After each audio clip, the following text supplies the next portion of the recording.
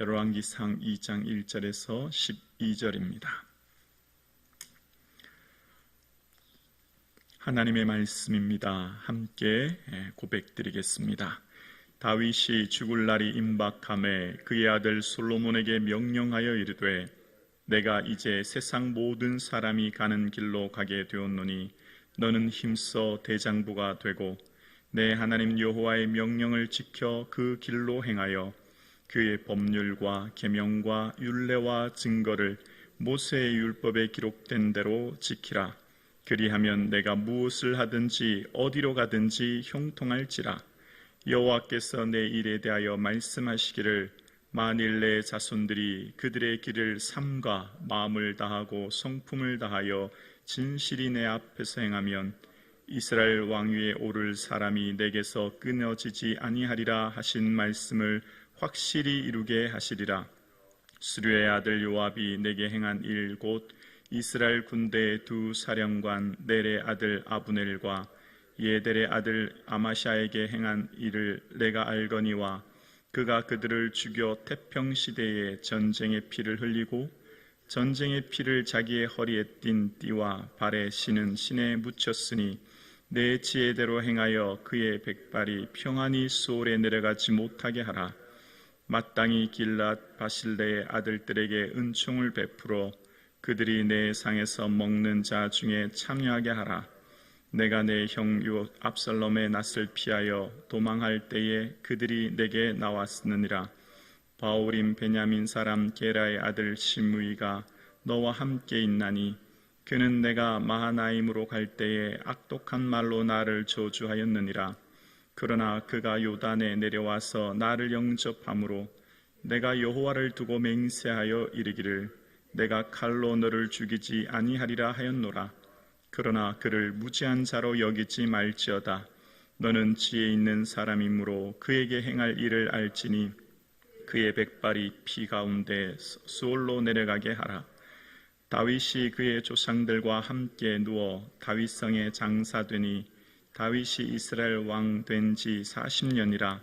헤브론에서 7년 동안 다스렸고 예루살렘에서 33 동안 다스렸더라.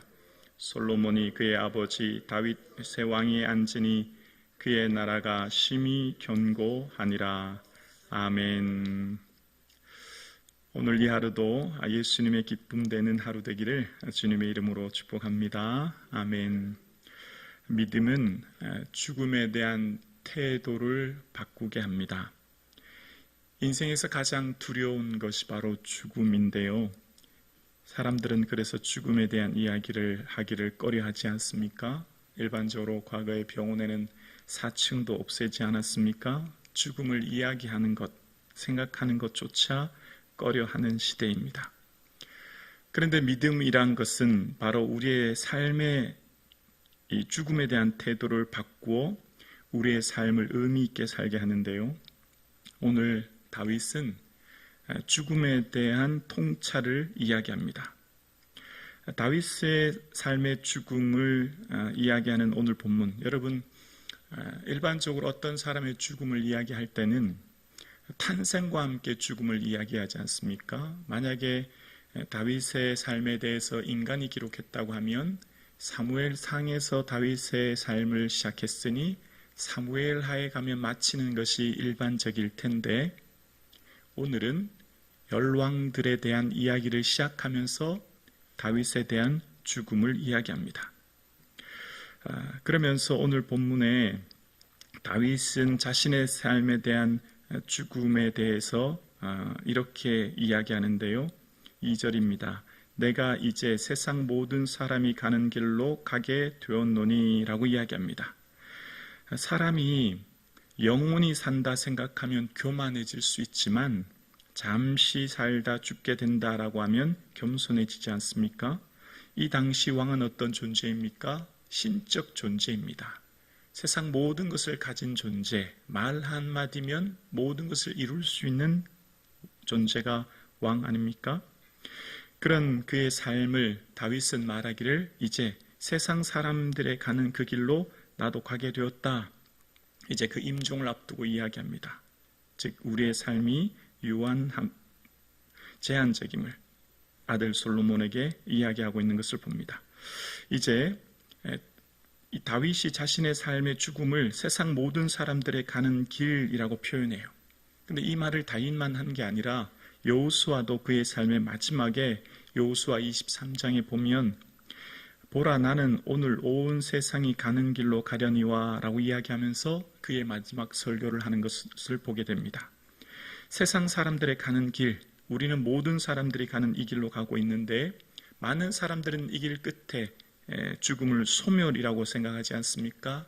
그래서 그 소멸로 인한 공허, 두려움, 공포가 있지만 우리는 이 세상 사람들의 가는 이 길 끝에 생명이 있음을, 이 길 끝에 예수 그리스도가 가신 그 길임을 우리는 믿기에 주님께서 내가 길이요 말씀하셨고 나로 말미암지 않고는 아버지께로 올 자가 없다고 말씀하신 이 길은 우리에게 영생의 길이요 생명의 길이 이 길 끝에 기다리고 있는 줄로 믿습니다. 그래서 우리는 이 길을 걸어갈 때에 마지막을 알면 두렵지 않은 것처럼 우리는 오늘도 나의 삶을 두려움과 공포가 아닌 의미와 기쁨으로 살아갈 수 있게 되는 겁니다. 자, 그러면서 다윗은 자신의 삶의 마지막을 이 아들 솔로몬에게 유언하면서 모든 사람들을 가는 길로 가게 된다. 그러면서 이제 마지막 가르침에서 솔로몬에게 당부합니다. 너는 힘써 대장부가 되고. 다윗은 솔로몬에게 힘써 대장부가 되라는 것입니다. 여기 대장부라고 하는 이시라고 하는 것은 젊은 남자, 사람을 이야기하는데요. 마치 다윗이 남자답게 강건해라 말씀했던 것처럼 대장부라고 하는 것은 건장하고 씩씩한 사내 아닙니까? 그러니까 마음을 강하게 하고 담대하라는 것이죠. 마치 여호수아에게 하나님 말씀하셨던 것처럼. 왜 그럴까요? 왕이 되면 두려울 일들이 많거든요. 왕이 되면 수많은 사람들로 이야기를 듣거든요. 왕이 되면 주변 국가들과의 전쟁도 있게 될 것이고 수많은 어려움이 있게 될 것이거든요. 그래서 힘써서 어떻게 해요? 대장부가 되라는 것입니다. 마음을 굳건하게 하라는 겁니다. 그러면서 왜 힘써 대장부가 되어야 하는지, 무엇을 붙들고 살아야 되는지에 대해서 3절에 이렇게 이야기합니다. 내 하나님 여호와의 명령을 지켜 그 길로 행하여. 이제 솔로몬에게 말하기를 그 하나님은 나의 하나님뿐만 아니라 너의 하나님 되신다. 그 하나님께서 명령하신 그 길로 행해야 된다라고 하면서 마지막 유언을 남기는데요. 모세의 율법에 기록된 대로 지켜 행하라고 하는데 모세의 율법을 4가지로 이야기합니다. 법률, 계명, 율례, 증거로 나누면서 법률이라고 하는 것은 명문화된 법이죠. 무슨 십계명, 절기법 같은 것들, 하나님 말씀하신 것을 지키라는 거예요. 그리고 계명이라고 하는 것은 무엇을 하라와 하지 말라고 한 것 있지 않습니까? 예를 들면 신명기 28장에 이렇게 하라 그러면 복을 받을 것이다. 하지 말라라고 말씀하신 것처럼 그 계명을 지키라는 겁니다. 그리고 율례라고 하는 것, 지도자로서 지켜야 될 일들, 지도자가 반드시 해야 될 것들을 잊지 말고 행해야 된다. 그렇게 함으로써 증거를 하나님이 어떻게 은혜 주시는지 내가 보게 될 것임을 이야기합니다. 그래서 모세의 율법에 기록된 대로 지키는 거예요. 그러니까 왕으로서 중요한 일은 하나님 말씀 붙들고 그 기록된 대로 지켜 행하는 겁니다. 내가 좋으면 행하고 내가 싫으면 안 행하는 것 아니고요. 내가 말씀을 판단하는 것이 아니고요. 말씀을 있는 그대로 지켜 행하라는 거 이야기합니다. 그렇게 하면 형통하게 된다는 겁니다. 하나님의 뜻을 이루는 삶을 살게 된다는 겁니다. 지도자에게 하나님께서는 끊임없이 말씀하는 게 있어요. 이 구약 성경을 읽으면 하나님이 세우시는 사람들에게 부탁하는 게 끊임없이 있습니다. 바로 마음을 강하게 하라는 것, 그리고 여호와의 율법을 주야로 묵상하라는 겁니다. 말씀대로 행하라는 것입니다. 기록한 대로 지켜 행하라는 겁니다. 그러면 오늘 본문이 어디로 갔든지 형통하리라 라고 하는 말씀은 여호수아에서도 똑같이 나오지 않습니까? 여호수아 1장에. 하나님의 백성, 하나님의 사람은 제일 중요한 게 뭐라고요? 말씀 붙들고 지켜 행하고 살라. 그것이 하나님께서 원하시는 삶이라는 거예요. 왕이 되면 해야 될 일이 얼마나 많습니까? 외교, 국방, 수많은 정치 상황 가운데 그의 해야 될 일들이 얼마나 복잡하고 어렵습니까? 걱정하지 말고 너는 말씀만 기록된 대로 지켜 행하라. 그러면 다 어디로 가든지 형통하게 될 거야. 이 말씀은 오늘 저와 여러분에게도 하시는 하나님의 말씀인 줄로 믿습니다. 하나님 말씀은 우리에게도 말씀하시는 거예요. 너의 인생이 참 어렵고 힘들지? 그럴 때 더욱 말씀 붙들고 의지해야 된다 라고 말씀하시는 겁니다. 여러분, 그렇게 해서 솔로몬은 말씀대로 살아갑니다. 아시는 것처럼 솔로몬은 이후에 은혜를 받게 되죠.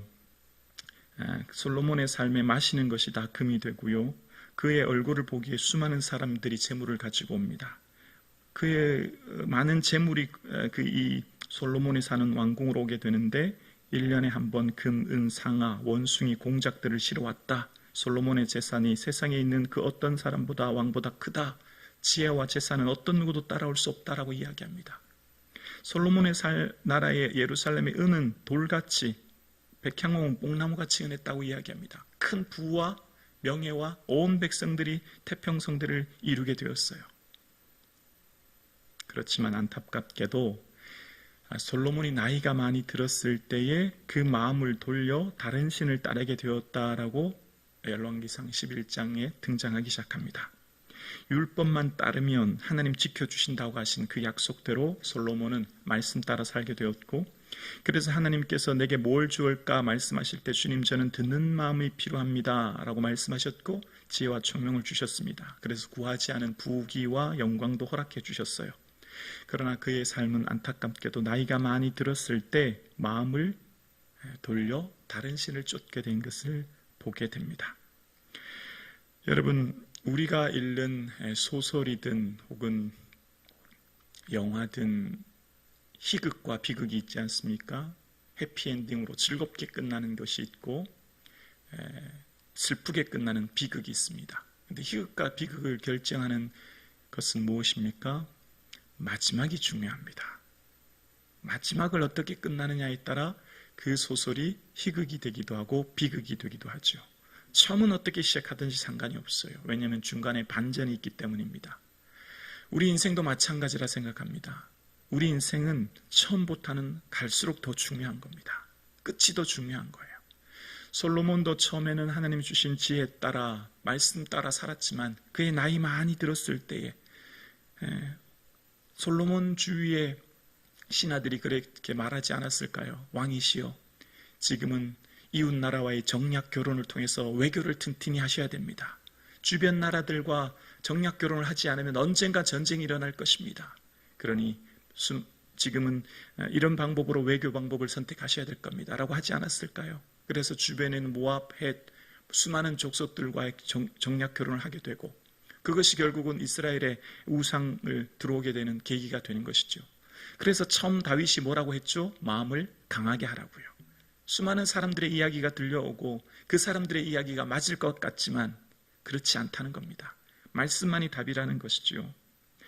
다윗의 삶 가운데에 지금 오늘 유언의 말을 이야기합니다.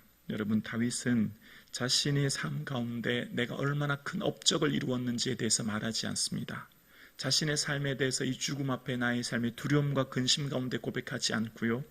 다윗은 지금 내가 떠난 후 남겨지는 이 아들 솔로몬에 대해서 미래를 바라보며 이야기합니다. 믿음의 성도는 언제나 현재 내 삶에 떠난 후를 생각합니다. 믿음의 사람들은 언제나 현재 내 삶 가운데 있는 삶에 내 있는 동안만을 생각하지 않아요. 내 다음을 생각하는 것이 믿음의 삶인 거죠. 그래서 서신서에 보면 베드로도 바울도 똑같이 고백한 것이 있습니다. 베드로도 이 장막에서 벗어날 것이 임박한 줄 알게 되었다는 겁니다. 이게 죽음을, 순교를 직감했어요. 그때 베드로는 어떤 말을 하냐면 내가 떠난 후에라도 어느 때나 이런 것을 생각나게 하노라. 자신의 떠난 후를 생각하며 베드로전서 편지를 기록하죠. 사도 바울도 마찬가지입니다. 내가 떠날 시각이 가까웠다. 그의 임종을 바라보는 것입니다. 그러면서 사람들에게 이야기합니다. 내가 믿음의 싸움을 싸운 것처럼 여러분도 그런 싸움을 싸우십시오. 그날에 내게 주실 영광 여러분 사모하며 사십시오 라고 이야기하죠. 오늘 함께 예배드리시는 사랑하는 성도님, 믿음의 성도는 현재 내 있을 동안만 생각하는 것이 아니라 내가 떠난 후를 바라보며 살아가는 거예요. 오늘 저와 여러분의 삶의 자리를 언제나 내가 떠난 후에 남겨질 살아가는 자녀들 통한 믿음의 유업이 이어질 수 있기를 주의 이름으로 축원합니다. 하나님께서 택하신 삶의 특징은 바로 있을 동안 내 의를 세우고 내 공을 세우고 나를 나타내는 삶이 아니라 뭐든지 내가 떠난 후 남겨진 사람들을 위해 예수님의 의를 세우고 살아가기 위해 애쓰는 사람이 믿음의 성도인 것이죠. 마지막이 그의 믿음을 증명합니다. 마지막이 그래서 중요한 것입니다. 오늘을 함께 예배하는 사랑하는 성도님, 이 믿음의 길을 완주할 수 있도록 믿음 지켜주시기를 소원하며 기도하는 이 아침 되기를 주님의 이름으로 축원합니다.